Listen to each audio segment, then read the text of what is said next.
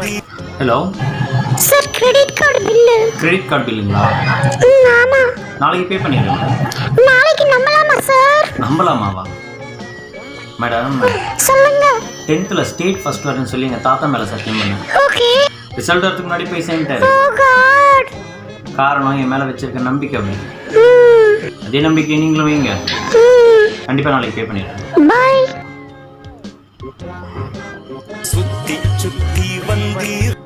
Hello, house owner பேசுறேன்ப்பா.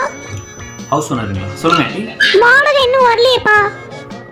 வாடகை நாளைக்கு கட்டிடுறேங்க. நம்பலாமா செல்லகுடி? Confirm aunty. நம்பலாமா ஆண்டி? ஒரு சின்ன கதை சொல்கிறேன். கதை கேட்க டைம் இல்லை, வாடகை போட்டுடுப்பா. சரிங்க, நாளைக்கு பே பண்ணுங்க.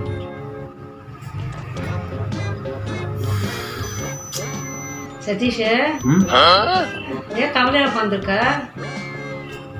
இல்லை, ஆம்பளையை பிறக்கிறது எவ்வளோ பெரிய கஷ்டம் இல்லைம்மா. மாதமாச்சுன்னா வீட்டு வாடகை, மல்லிகை ஜாமான், பால் செலவு, கரண்ட் பில் செலவு. ஸோ இது சீரியல் முடியட்டும்.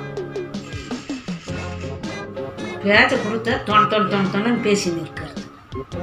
நீ டிவியை பாரு, உன்கிட்ட போய் சொன்ன பாருங்க. எனக்கு மாத்திரை கூட நாளையோட முடியுது.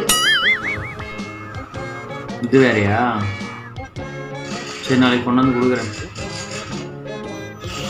1000 கவலை இருந்தாலும் பசங்களை பார்க்கும்போது தான் அந்த கவலையெல்லாம் மறந்து ஒரு மாதிரி சந்தோஷமாக இருக்க முடியும். பசங்க எங்கம்மா? பசங்கன்னும் போது ஞாபகம் வருதுடா.